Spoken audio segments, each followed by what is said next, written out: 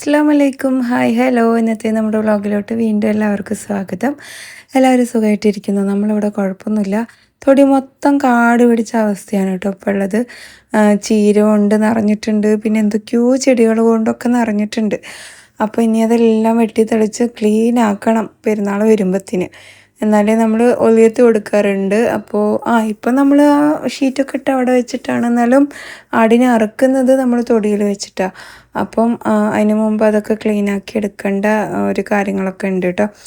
അങ്ങനെ രാവിലെ എണീച്ചതും നമ്മൾ കുറച്ച് നേരം അവിടെയൊക്കെ പോയി കൊയ്യാക്കിയൊക്കെ വലിച്ച് അടക്കാപ്പഴം ഒക്കെ വലിച്ചിട്ട് വന്നു. പിന്നെ ചായയൊക്കെ ഉണ്ടാക്കി. ചായ ഓർമ്മയില്ലാണ്ട് 4 ഗ്ലാസ് വെച്ചെങ്കിലും ഞാൻ ഒരു ഗ്ലാസ് ചായ അവിടെ അങ്ങ് അടച്ച് വെച്ചിട്ടുണ്ട്. കാരണം എൻ്റെ ഫാസ്റ്റിംഗ് കട്ട് ചെയ്യേണ്ട സമയം 8:30 അപ്പം ഞാൻ ആ ടൈമിൽ മാത്രമേ വെള്ളം കുടിക്കുകയുള്ളൂ രാവിലെ. പിന്നെ തൈറോയിഡിൻ്റെ ടാബ്ലറ്റ് കഴിക്കുമ്പോൾ വളരെ കുറച്ച് വെള്ളം കുടിക്കും കേട്ടോ. ഒരു സിപ്പൊക്കെ വെള്ളം കുടിക്കും, അത്രയേ ഉള്ളൂ. പിന്നെ 8:30 ഞാൻ വെള്ളം കുടിക്കുന്നത്. നമ്മൾ ഫാസ്റ്റിംഗ് തുടങ്ങുന്നത് 7 മണിക്കാണ് കേട്ടോ.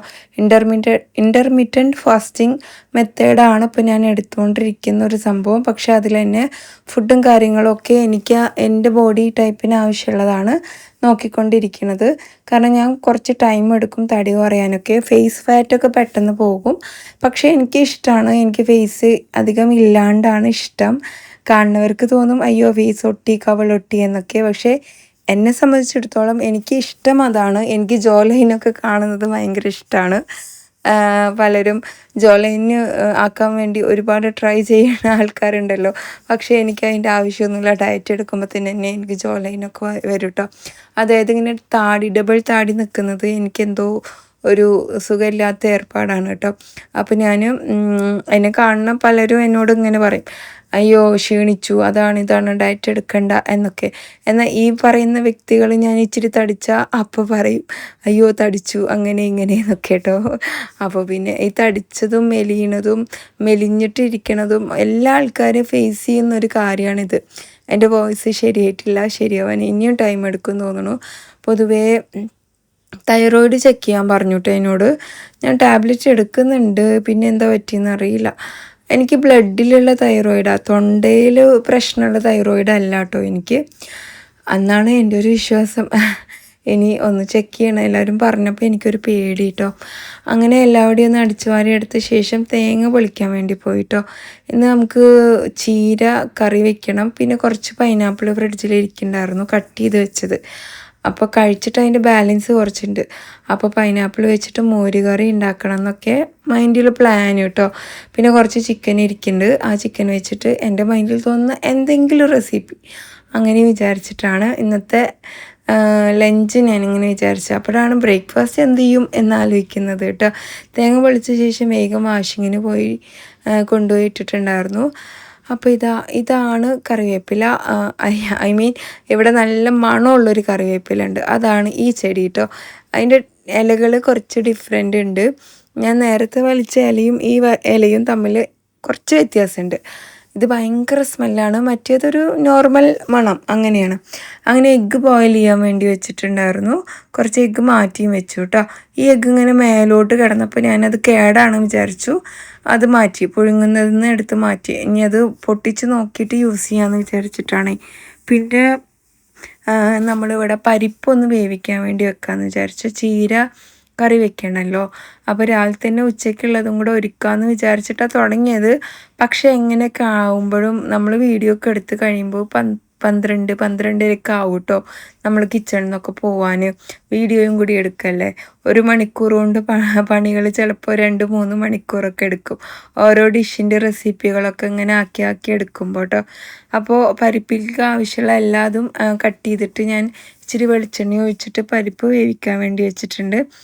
കുറേ പേര് കുറേ ക്വസ്റ്റ്യൻസാണ് കേട്ടോ എന്നോട് ചോദിച്ചേക്കുന്നത്. പിന്നെ ബോംബെ ടോസ്റ്റ് ഉണ്ടാക്കുക വിചാരിച്ചിട്ടാണ് എഗ്ഗ് പാല് പഞ്ചസാര ഇട്ടിട്ട് നന്നായിട്ടൊന്ന് ബീറ്റ് ചെയ്തെടുത്ത്. ഫ്രിഡ്ജിൽ ബ്രെഡ് ഇരിക്കുന്നുണ്ടായിരുന്നു, അപ്പോൾ ഇനി അത് കേടുവന്ന് പോകണ്ടെന്ന് പറഞ്ഞിട്ടേ വേഗം അതിനെ ബോംബെ ടോസ്റ്റ് ആക്കി എല്ലാവരും കഴിക്കും. പിന്നെ ദോശമാവും ഉണ്ട്, എഗ്ഗ് പുഴുങ്ങിയതുകൊണ്ട്. അപ്പോൾ ദോശ വേണ്ടവർക്ക് ദോശ ഉണ്ടാക്കി കൊടുക്കാമെന്ന് വിചാരിച്ചിട്ടാണ്. കുറച്ച് ഓയിൽ ഇതുപോലെ ഒന്ന് സ്പ്രെഡ് ചെയ്തിട്ട് നമ്മൾ നേരത്തെ ഉണ്ടാക്കിയ പാലിൻ്റെ എഗ്ഗിൻ്റെ ബാറ്ററിൽ ഓരോ പീസസ് ഇങ്ങനെ മുക്കി എടുത്തിട്ട് നമ്മൾ ബോംബെ ടോസ്റ്റിന് വേണ്ടിയിട്ട് ആക്കി വെച്ചു കേട്ടോ. നമ്മളടുത്ത് കുറേ ജിനിത്ത വോയിസ് പെട്ടെന്ന് ശരിയാവട്ടെ. അതെ അതെ, പെട്ടെന്ന് ശരിയാവട്ടെ. പിന്നെ കറണ്ട് അടുപ്പ് പുതിയതാണോ ചോദിച്ചു. അല്ല, കറണ്ട് ബില്ല് ഓവർ ആവുമെന്ന് വിചാരിച്ചിട്ട് ഇടയ്ക്കൊന്ന് മാറ്റി വെച്ചതായിരുന്നു. പക്ഷേ ഇപ്പോൾ ഗ്യാസ് കിട്ടാൻ എനിക്ക് പേടിയാവാൻ തുടങ്ങി ഉമ്മാക്കും. അപ്പോൾ ഉമ്മ കുറച്ച് അതിലും കുക്ക് ചെയ്ത് കുറച്ച് ഇതിലും കുക്ക് ചെയ്യാമെന്ന് വിചാരിച്ചിട്ട് അങ്ങനെ കൊണ്ടുവന്ന് വെച്ചതാണ്. പിന്നെ ഞാൻ പരിപ്പൊന്ന് വേവിക്കാൻ വേണ്ടി വെച്ചിട്ടുണ്ട് കേട്ടോ. ആ കറണ്ട് അടുപ്പിൽ ഓൾമോസ്റ്റ് എല്ലാം കുക്ക് ചെയ്യുക. കറണ്ട് ഉണ്ടാവണം എന്ന് മാത്രമേ ഉള്ളൂ. പിന്നെ ഗ്യാസ് ഇല്ലെങ്കിലും നമുക്ക് തട്ടിമുട്ടി ഇങ്ങനെ കൊണ്ടുപോകാം കേട്ടോ അതിൽ. പിന്നെന്താ പുതിയ ഇൻഡക്ഷൻ കുക്കർ വാങ്ങിച്ചതാണ്. സിസ്റ്ററിന് ഹജ്ജിന് പോണ തിരക്കായതുകൊണ്ട് വ്ളോഗ് ദിവസം കാണാൻ പറ്റിയിട്ടുണ്ടായിരുന്നില്ല. ഞാൻ ദിവസം ഇട്ടിട്ടുണ്ടായിരുന്നില്ല കേട്ടോ. അപ്പോൾ തിരക്കൊക്കെ കഴിഞ്ഞിട്ടുണ്ടെങ്കിൽ ഇനി കാണുക. സിസ്റ്ററിനോട് എൻ്റെ സലാം പറയണം, അസ്സലാമു അലൈക്കും പറയണം. അത് ഞാൻ അങ്ങനെ നമ്മൾ സലാം പറയണം എന്ന് പറയുന്നത് റോങ് ആണെന്ന് കുറേ കേട്ടിട്ടുണ്ട്. അതുകൊണ്ടാണ് ഇപ്പോൾ അസ്സലാമു അലൈക്കും എന്ന് പറയണം എന്ന് പറയുന്നത് കേട്ടോ. അപ്പോൾ നമ്മൾ ബ്രെഡ് ടോസ്റ്റ് ചെയ്തൊക്കെ മാറ്റി നമ്മുടെ കാസറോളിലാക്കി പിന്നെ ഓരോന്നായിട്ട് കൊണ്ടുവച്ച് എനിക്കുള്ള ബ്രേക്ക്ഫാസ്റ്റ് ഒന്ന് കട്ട് ചെയ്ത് വെച്ച് ഒരു ഓറഞ്ച് എടുക്കുന്നുണ്ട്. അതിൻ്റെ കൂടെ 2 എഗ്ഗ് എടുക്കുന്നുണ്ട്. 3 എഗ്ഗ് വരെ കഴിക്കുക. ഞാൻ 2 എഗ്ഗ് മാത്രം എടുക്കുന്നത്. അപ്പോൾ ലാസ്റ്റ് ഞാൻ എൻ്റെ ഫുഡ് ഇങ്ങനെ സ്റ്റാറ്റസ് വെക്കാറുണ്ട് വാട്സാപ്പിൽ കേട്ടോ. അപ്പോൾ ഒരാൾ വന്നിട്ട് എന്നോട് ഇതെല്ലാം കഴിച്ച തടിക്കല്ലേ ചോദിച്ചു കേട്ടോ. ആക്ച്വലി തടി വയ്ക്കുന്ന സാധനങ്ങൾ നമ്മളെ ചോറ്, ഇഡ്ഡലി, ദോശ ഇങ്ങനത്തെയൊക്കെ ഐറ്റംസാണ്.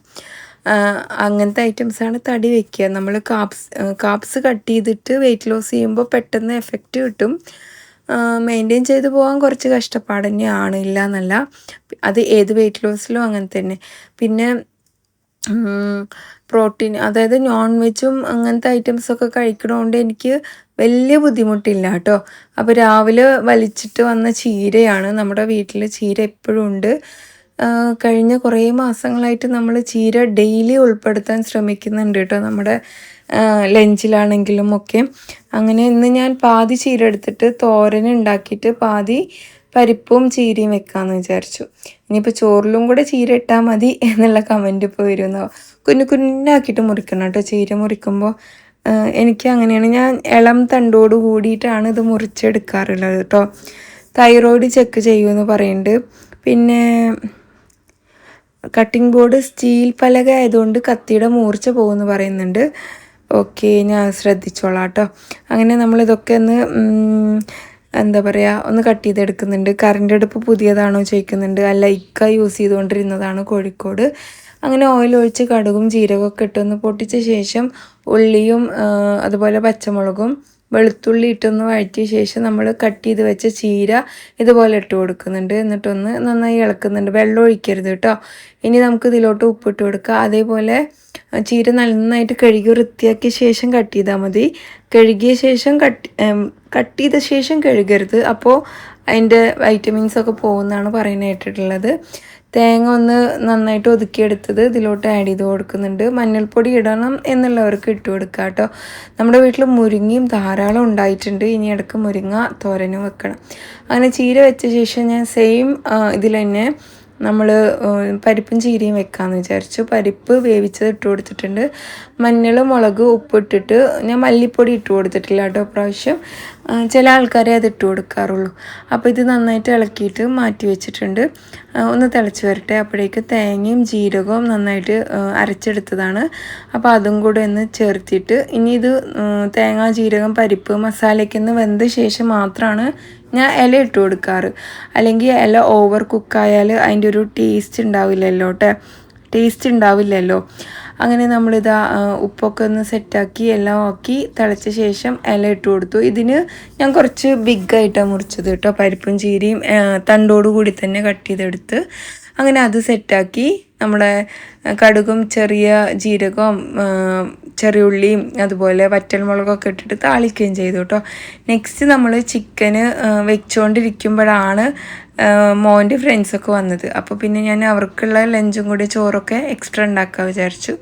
കട്ട് ചെയ്ത എല്ലാ ഐറ്റംസും ഇട്ട് കൊടുത്തിട്ട് പൊടികളായിട്ട് മഞ്ഞൾ, മല്ലി, മുളക്, chicken masala, dry mango powder, kasuri methi, ഉപ്പ്, കുരുമുളക്, ഇഞ്ചി, വെളുത്തുള്ളി പേസ്റ്റ്, പിന്നെ വെളിച്ചെണ്ണ, ഇതെല്ലാം നന്നായിട്ട് മിക്സ് ചെയ്തിട്ട് അവിടെ വയ്ക്കുക. വലിയുള്ളിയും ചെറിയുള്ളിയും തക്കാളിയും പച്ചമുളകും ആഡ് ചെയ്ത് കൊടുത്തിട്ടുണ്ട് കേട്ടോ, കറിവേപ്പിലയും നന്നായിട്ട് മിക്സ് ചെയ്തിട്ട് അടച്ച് വെക്കുക. ചിക്കൻ പതിയെ വെന്ത് വരട്ടെ. അപ്പോഴേക്കും നമുക്ക് പൈനാപ്പിൾ മോര് കറി ഉണ്ടാക്കാം. കട്ട് ചെയ്ത പൈനാപ്പിളിലോട്ട് ശർക്കര, മഞ്ഞൾപ്പൊടി, ഉപ്പ് എല്ലാം ഇട്ടിട്ട് പച്ചമുളകൊക്കെ ഇട്ടിട്ട് ഒന്ന് വേവിക്കാൻ വേണ്ടി വെച്ചിട്ടുണ്ട്. തേങ്ങയും ജീരകവും ഒന്ന് ഒതുക്കിയെടുത്ത ശേഷം അതിലോട്ട് തൈരും ഒഴിച്ചിട്ട് ഞാനൊന്ന് അടിച്ചു കൊണ്ടുവന്നിട്ടുണ്ട്. പിന്നെ കുറച്ചുകൂടെ മഞ്ഞൾപ്പൊടി ഇട്ടിട്ട് വീണ്ടും ഒന്ന് അരച്ചിട്ട് ഇതാ നമ്മൾ വേവിച്ച പൈനാപ്പിളിലോട്ട് ഇത് ആഡ് ചെയ്ത് കൊടുത്തിട്ടുണ്ട്. ഇതിൽ നിന്ന് തന്നെ കുറച്ച് പൈനാപ്പിൾ കഷ്ണം എടുത്തിട്ട് ഞാൻ അരച്ചിട്ടും ചേർത്തി കൊടുത്തിട്ടുണ്ട് കേട്ടോ. കടുക്, കറിവേപ്പില, വറ്റൽമുളക് ഇട്ടിട്ട് താളിച്ചിട്ട് ഒഴിച്ച് കഴിഞ്ഞാൽ നമ്മുടെ പൈനാപ്പിൾ മോര് കറി റെഡി. അപ്പോൾ അതും അവിടെ മാറ്റി വെച്ചിട്ടുണ്ട്. അപ്പോഴത്തേക്കും ചോറ് വെന്തിട്ടുണ്ടായിരുന്നു. പിന്നെ ഇതാ ചിക്കൻ ഇങ്ങനെ ആയിട്ടുണ്ടായിരുന്നു. ഇനി ഞാൻ ഇതിലോട്ട് പാലിൻ്റെ പൗഡർ വാങ്ങിച്ചിട്ടുണ്ടായിരുന്നു കേട്ടോ, അതാണ് ആഡ് ചെയ്ത് കൊടുക്കുന്നത്. ഇനി നിങ്ങളുടെ കയ്യിൽ തേങ്ങാപ്പാലാണെങ്കിൽ കുറച്ച് ആഡ് ചെയ്ത് കൊടുത്തിട്ട് വറ്റിച്ചെടുക്കണം. അപ്പോൾ ഒരു പ്രത്യേക ടേസ്റ്റ് ആയിരിക്കും. ഇനി കറിവേപ്പില, മല്ലിയില ഇതൊക്കെ ഇട്ട് കൊടുക്കുക. അങ്ങനെ ചിക്കനും റെഡി ആയിട്ട് ഞാൻ എല്ലാം കൊണ്ടുവച്ച് വിളമ്പി. പിള്ളേരെ അപ്പോഴത്തേക്കും അവർക്ക് പുറത്തൊക്കെ പോകണമെന്ന് പറഞ്ഞിട്ടുണ്ടായിരുന്നു കേട്ടോ. അങ്ങനെ രണ്ട് ഫ്രണ്ട്സും പിന്നെ ഇവർ രണ്ടുപേരും കൂടെ പോകാമെന്ന് വിചാരിച്ച് അങ്ങനെ ഞാൻ എല്ലാം കൊണ്ടുവച്ചു. ഇതായിരുന്നു ഇന്നത്തെ നമ്മുടെ ലഞ്ച്. പൊടിക്കാൻ ശരിക്കും പപ്പടം കൂടി വേണമായിരുന്നു അല്ലേ. പിള്ളേർക്ക് പിന്നെ വീഡിയോയിൽ നിൽക്കാൻ മടിയായതുകൊണ്ട് ഞാൻ എടുത്തില്ല. അവർ പോയി കുറച്ച് കഴിഞ്ഞിട്ട് തിരിച്ചു വന്നു കേട്ടോ. അങ്ങനെയായിരുന്നു ഇന്നത്തെ അവരുടെ. അപ്പോൾ വീട്ടിൻ്റെ ഉള്ളിൽ തന്നെ ഇങ്ങനെ തിളച്ചിടുന്നതും ശരിയല്ലല്ലോ, ഇടയ്ക്കൊക്കെ ഒന്ന് പുറത്തും വിടണ്ടേ. പേടിയൊക്കെയാണ് വിടാൻ, എന്നാലും കുറച്ചൊക്കെ പുറത്തും വയ്ക്കോട്ടെ അല്ലേ. ഞാൻ ഇതിൽ 2 റെസിപ്പിയും കൂടി ഒന്ന് ആഡ് ചെയ്ത് കൊടുത്തിട്ടുണ്ട്. അത് മാത്രമേ ഉള്ളൂ കേട്ടോ. ഇതൊന്ന് മഷ്റൂമിൻ്റെ ഇതാണ്. ഞാൻ അത് നേരത്തെ കാണിച്ചിട്ടുണ്ട്. നമ്മുടെ ഇനി കുറച്ച് ദിവസങ്ങളിൽ നമ്മുടെ വ്ളോഗ് ഒരു ഇത്രയൊക്കെ തന്നെ ലെങ്ത്ത് ഉണ്ടാവുള്ളൂ കേട്ടോ. അപ്പോൾ എന്തായാലും നിങ്ങൾ ഫുള്ളായിട്ട് കണ്ട് സപ്പോർട്ട് ചെയ്യുമെന്ന് വിചാരിക്കുന്നുണ്ട്. ഇനി നിങ്ങളുടെ സപ്പോർട്ട് ഒരുപാട് പ്രതീക്ഷിക്കുന്നുണ്ട്. ഷോർട്ട് വീഡിയോസൊക്കെ കണ്ട് സപ്പോർട്ട് ചെയ്യണം.